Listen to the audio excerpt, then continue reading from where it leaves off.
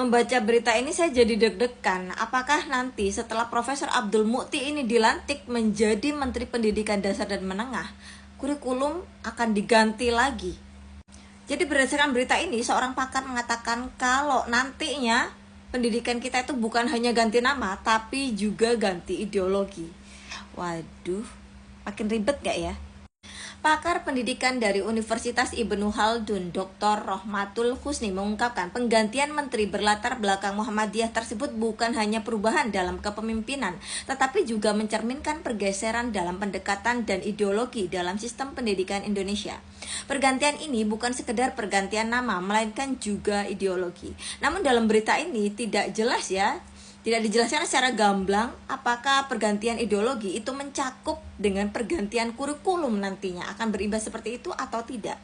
Karena kita tahu bahwa Profesor Abdul Mukti ini kan sekretaris PP Muhammadiyah dan amal usaha Muhammadiyah di bidang pendidikan juga cukup banyak. Apakah nantinya sistem pendidikan yang seperti yang diterapkan di Muhammadiyah itu akan diterapkan juga di pendidikan kita, di negara kita? Dan menurut beliau, transisi kepemimpinan Kementerian Pendidikan membawa harapan baru sekaligus tantangan besar yang harus dijawab. Salah satu tantangan utama yang akan dihadapi oleh menteri baru adalah mempertahankan inovasi teknologi dalam pendidikan yang telah dicanangkan oleh Nadiem Makarim. Di sisi lain, penting bagi menteri baru untuk mengintegrasikan nilai-nilai adab dan pendidikan moral, maksud saya dalam sistem pendidikan kita. Saya kira ini menjadi kekhawatiran bersama ya, karena biasanya kita itu ganti menteri terus ganti kurikulum lagi. Jadi ganti-ganti terus, gurunya pelatihan lagi, anaknya adaptasi lagi, bukunya ganti lagi, gitu aja terus. Dan ada juga yang mengusulkan kurangi beban administrasi guru, hilangkan kewajiban menaikkan kelas atau meluluskan murid. UN sebagai penentu kelulusan perlu dipertimbangkan lagi, galakkan pengawas sekolah untuk mengevaluasi ASN yang kurang kompeten. Dan jangan segan-segan pecat ASN yang kurang kompeten. Ada yang mengusulkan balikin lagi ke KTSP. Ada juga yang berpendapat kurikulumnya bagus, cuma belum tepat diterapkan di Indonesia. Harusnya budaya dan disiplin dulu yang utama. Nah, kalau menurut Ketua Advokasi P2G, Mas Iman Zanatul Heri, ini ada beberapa langkah yang harus kita terapkan ya untuk nanti Menteri Pendidikan Dasar dan Menengah yang baru. Yang pertama, pemerintah perlu melakukan evaluasi sehingga kita punya data yang valid tentang kondisi penerapan kurikulum. Lalu buat langkah-langkah perbaikan berdasarkan data tersebut. Langkah kedua, kalau melihat Human Capital Index, kita belum maju di bawah Singapura dan Palestina. Mari kita lihat infografis lebih jelas Human Capital Index kita. Ini dia infografis dari Human Capital Index Indonesia, yakni mencapai 54%. Jadi Human Capital Index ini mencakup beberapa aspek ya, bukan hanya dari pendidikan kita, tapi juga ada stunting, ada angka harapan hidup balita yang kalau kita ini rata-ratanya kurang lebih 5 tahun. Kemudian estimasi lama sekolahnya itu 12,4 tahun atau setara dengan anak SMA kelas 2 semester 1. Ini kalau di rata-rata ya seluruh Indonesia. Kemudian ada pendidikannya setara dengan anak SD kelas 6. Sedangkan angka stuntingnya 79%. Jadi belum sampai 100%.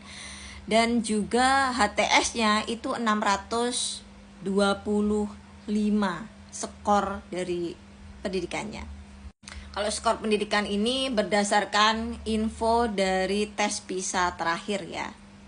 Nah, di pojok atas kanan itu ada Human Capital Index Singapura yang mencapai 88%.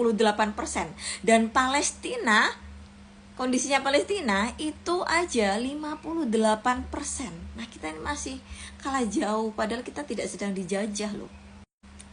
Dengan adanya pergantian atau pergeseran tentunya membawa harapan baru buat kita. Saya pun tidak mengatakan bahwa kurikulum merdeka ini 100% buruk, tidak, tetapi pasti ada sisi baiknya dan saya juga merasakan itu karena ada hal-hal baru yang kita temukan di kurikulum merdeka ini. Seperti pemanfaatan teknologi dan juga upaya pemerataan kualitas pendidikan dengan zonasi. Ini satu langkah yang ya cukup baik, meskipun juga ada dampak buruknya juga. Tetapi yang saya tanyakan, apakah dari setiap tahun ke tahun kita ini kan ada namanya ANBK gitu ya, ada evaluasi hasil belajar siswa.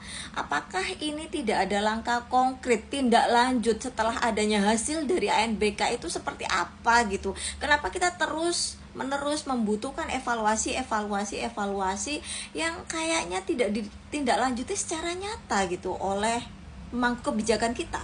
Saya sebagai orang tua dan juga yang memiliki anak sekolah, ini tentu sangat khawatir nanti anak-anak kita ini jadi bahan eksperimen gitu. Jadi trial and error. Nanti dicoba, kalau bagus ya dilanjutkan, kalau jelek ya diganti lagi gitu terus. Jadi kayaknya tanpa ada pertimbangan yang matang, padahal sebelum-sebelumnya kita ini sudah ada jejak, sudah ada data gimana pendidikan kita, gimana hasil belajar anak, terus kita pakai data itu aja, kita nggak perlu bereksperimen lagi.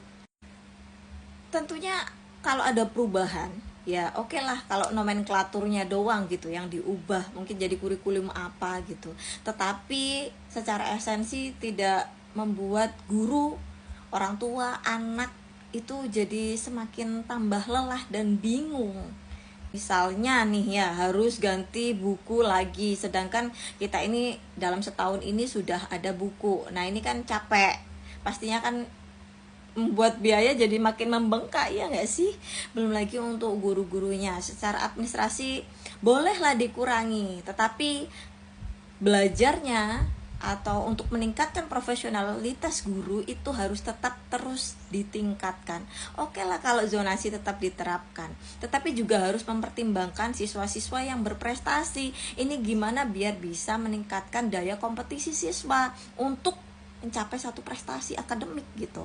Tambahlah itu subsidi pendidikan yang untuk meningkatkan mutu pendidikan, ya seperti gaji guru, untuk pelatihan, profesionalitas guru, untuk anak-anak yang menengah ke bawah, sehingga kita ini bisa merasakan dan merata gitu.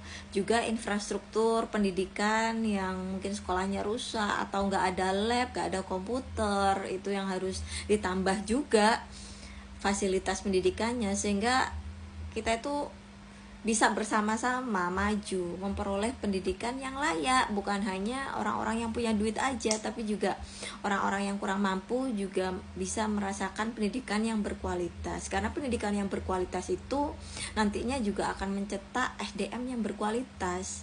ACI atau Indeks Sumber Daya Manusia Indonesia ini juga bisa terus meningkat. Semoga sih begitu ya. Kalau menurut kalian gimana? Apakah kurikulum Merdeka ini harus diganti atau enggak?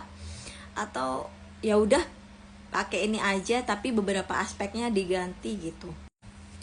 Menurut kalian gimana? Coba tulis di kolom section di bawah.